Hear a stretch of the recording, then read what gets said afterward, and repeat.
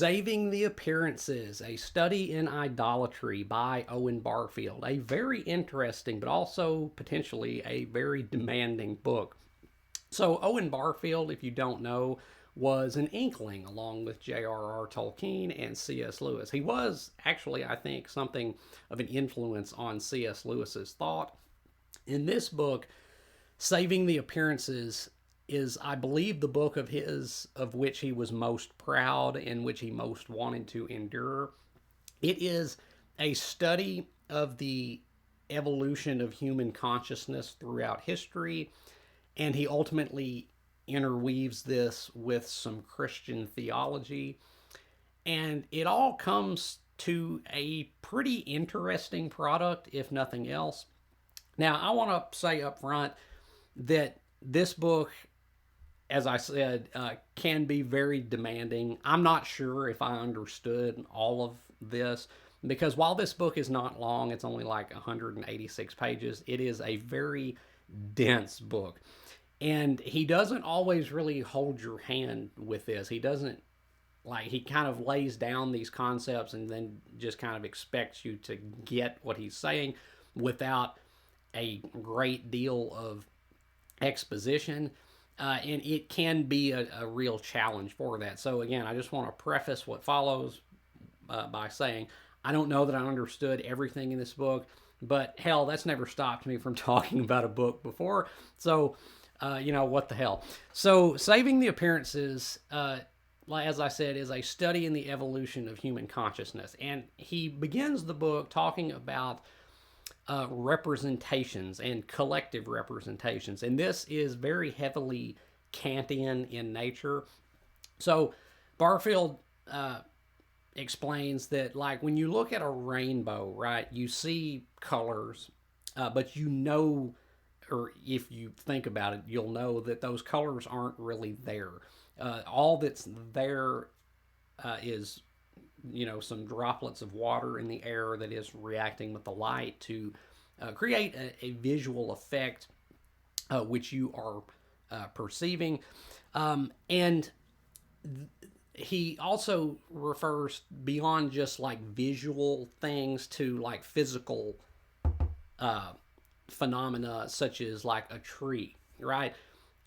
And like he says, there is something there. Like there is something there. There is a collection of matter there, but what we denote as a tree is purely a sapient concept that is peculiar to human consciousness. And again, this is heavily Kantian. What he's like referring to is kind of the phenomenal and the noumenal worlds. In the noumenal world, he denotes, in his terminology, as the unrepresented. That is, whatever is there independent of human perception. But what he points out is that when you look at a rainbow, when more than one person looks at a rainbow, they all see the same thing. When more than one person looks at a tree, they all see the same thing. And so reality as we know it is what he calls a series of collective representations. That is to say, reality as we know it is basically a shared hallucination, because while he acknowledges that there's something there, there is like matter there, but the things that we speak of, like trees and rainbows, those are, purely human things, right? So he establishes, again, a kind of a Kantian foundation for his ensuing theory. And he goes on to say that because the things that we discuss and conceive are our conceptions, it is kind of remiss to talk about ancient, like pre-human history as we do, like, what we talk about on a day-to-day basis. Like when we talk about paleontology or archaeology or like geology, like the creation of the earth, the Big Bang, the creation of the universe and everything, we talk about it in a way that is like comprehensible to our thought. We talk about colors like the red of the magma cooling, and like the blue of the oceans and stuff like that. But he says that that's really kind of not correct. And the thing that he's really putting forward here is that the evolution of the world, like the world as we know it, is correlative with the evolution of human consciousness. And I would like to refer to kind of, summarize this concept to a line from Cormac McCarthy's book, The Passenger. There were no starry skies before the first sentient and ocular being to behold them. Before that, all was blackness and silence.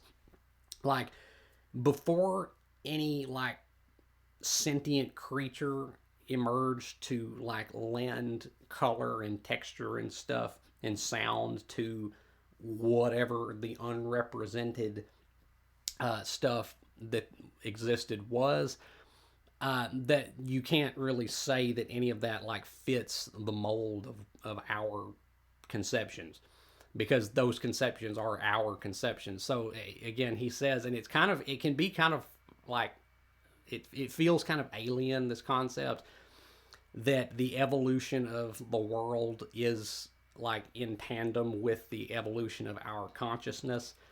But again, he makes a pretty good case for this, again, upon a firm Kantian foundation. And he goes on to discuss the differences in perspective between what we would call like primitive peoples and the more enlightened, like Western man. And he talks about what he refers to as alpha thinking and beta thinking, and also what he refers to as participation. So, with the scientific revolution, and he talks a lot about like Francis Bacon and how his like aggressively rational scientific outlook really contributed to kind of a separation between subject and object in the mind of people, because he talks about like primitive cultures are engaged in what he calls original participation. That is to say, they have not reached the level of consciousness like post-scientific revolution Western man has, to separate themselves from the world. That is, the representations to them are kind of unified with them. There is no like Western post-scientific revolution man conceives of the representations of the world as like separate things, but is like a dead kind of world that's just separate from humanity. But primitive cultures, he says, are engaged in, again, original participation, which means they don't have that separation. It is essentially, kind of in a colloquial term, what you might call pagan animism, and which you might say is kind of manifested in that phrase of, I believe it was Thales of Miletus, all things are full of gods, that there's this unity between subject and object, that the representations are not conceived of as like separate things. They're all kind of working in a unified whole between the peoples and the world they inhabit. But then, as he says, with like the scientific revolution and people such as like Francis Bacon, Western man like separated humanity from the world. And this is what he refers to as like alpha thinking. Alpha thinking is like thinking about the representations, about the world, and it's kind of removing oneself from the equation. But there's also what he refers to as beta thinking, and that is thinking about the thinking. That is to say, that is a conscious reunification of subject and object. It's the conscious recognition that the representations are dependent upon the representer, that is humanity. And primitive peoples do this like unconsciously, because again, they haven't attained that sufficient level of enlightenment to really recognize things scientifically.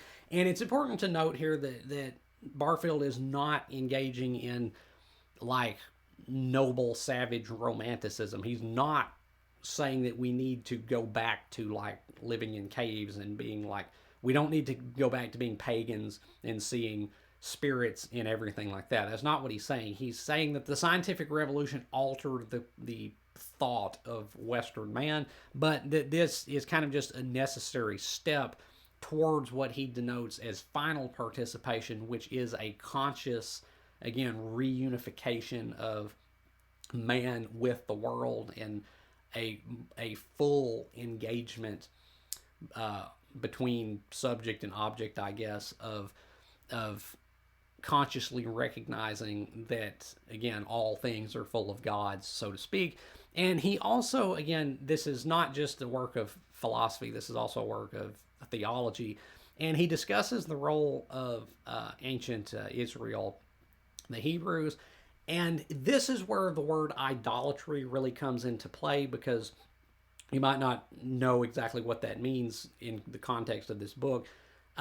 What Barfield denotes idolatry as being is the worship, quote unquote, of empty forms, of things that have had the gods taken out of them, which is what the scientific revolution did. It man stepped back from his own representations and treated things as though he, the observer, is not really involved in these representations, so to speak, that these things are like things unto themselves, if I'm putting that right. And the ensuing result was what Barfield denotes as idolatry. It's just hollow, empty forms that have no gods left in them. And he, again, in discussing ancient Israel and the Hebrews, he makes note of like the Old Testament prohibitions against graven images and the destruction of the pagan idols. And this is interesting because what Barfield is saying is that Judaism effectively kind of birthed the modern, like, scientific consciousness of man, because it was aggressively engaged in separating man from nature, in taking the God out of nature and making God be this like distant external thing.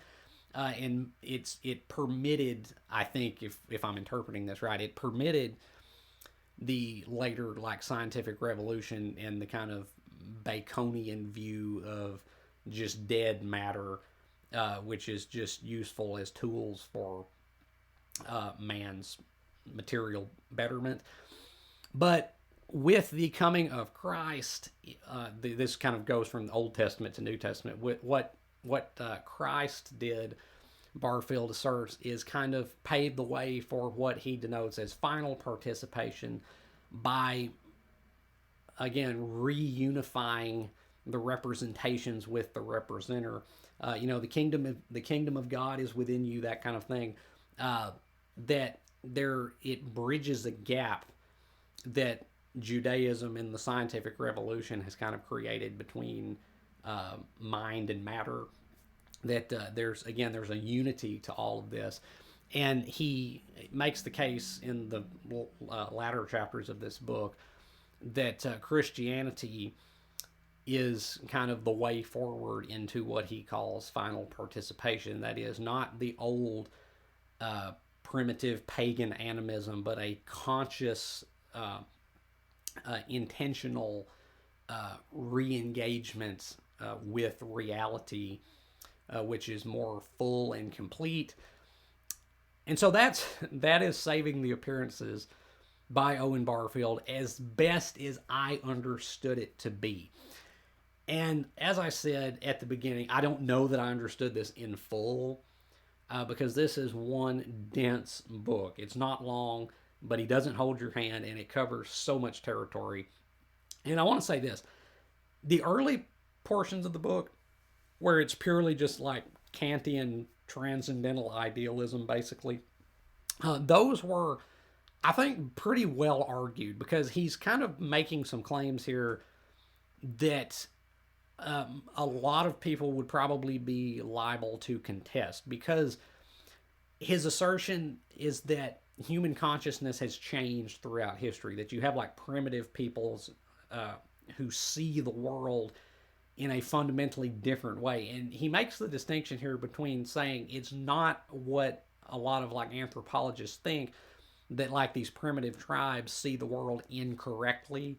Like the common conception is just that primitives, they see spirits and ghosts and everything in natural phenomena as a rudimentary means of explaining natural phenomena. It's like rudimentary science, but very superstitious. But Barfield says that that's really not the case. That the way that they engage with reality is fundamentally different, but not necessarily incorrect, or at least not completely incorrect. Again, if I'm interpreting this correctly, compared to the way that like post scientific revolution Western man interacts with the world. He goes so far as to make the claim that like the mountains that we see, that like in present day that we see, are not the same mountains that people 1,000 years ago saw. That the difference in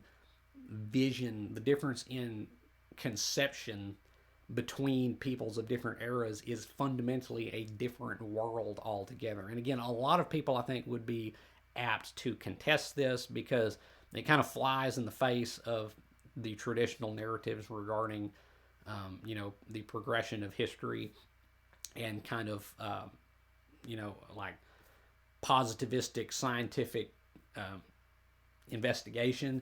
But it is very stimulating to think about. Now, I also want to say that the latter chapters, especially the chapters concerning Christianity, I don't think are quite as rigorous or defensible as the early chapters, because he treats Christianity as though it's like just like true. Like they're like, I mean, there obviously was a man named Jesus Christ, but like he just takes it as given that like yes, he died and rose from the dead. And I mean that billions of people do, but there is an act of faith there, because obviously there's no scientific evidence for that. And so he kind of jumps from Kantian transcendental idealist philosophy to Christian theology, which I mean he can do, but he kind of loses a little bit of rigor and defensibility in doing so.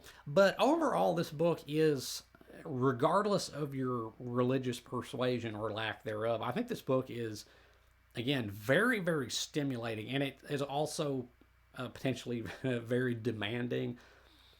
I still don't know if I understand all of this, and I think I would need to reread this probably more than once to maybe like fully grasp what he's saying. But it is interesting, and I was, well, stimulated when reading it. So yes, Saving the Appearances, a study in idolatry by Owen Barfield. I don't rate books like this. I mean, how the hell would I rate this? Like, I don't even understand it probably in full. And I guess to rate it, you would have to measure how well its claims actually stand up against reality, which that's far above my pay grade probably. So I'm not going to rate this, but I will say it is a very intriguing book. So yeah, have you read Saving the Appearances by Owen Barfield? If you have, let me know down in the comments what you thought about it, whether you think I have sufficiently grasped what he was laying down with the book. And if you haven't read Saving the Appearances, I could recommend this. Like if you are like if you are religious, like specifically Christian, I would recommend picking this up, because his like biblical hermeneutics is very, very interesting. His dissection of scripture is kind of revelatory in some ways, or can be, I suppose. But even if you're not religious, even if you're not Christian, if you're just like into some good old fashioned critique of pure reason type Kantian transcendental idealism, I would recommend picking this up, because he kind of draws some things out of that mode of thought which are, again, very intriguing, if nothing else. So I could recommend this. I think this is a book that kind of deserves to be read and deserves to be engaged with, even if you ultimately come away disagreeing with what he is asserting here. But anyway, as always, if you have enjoyed anything you've seen or heard here today, remember to hit that like button and subscribe. I would really appreciate it. And until next time, peace.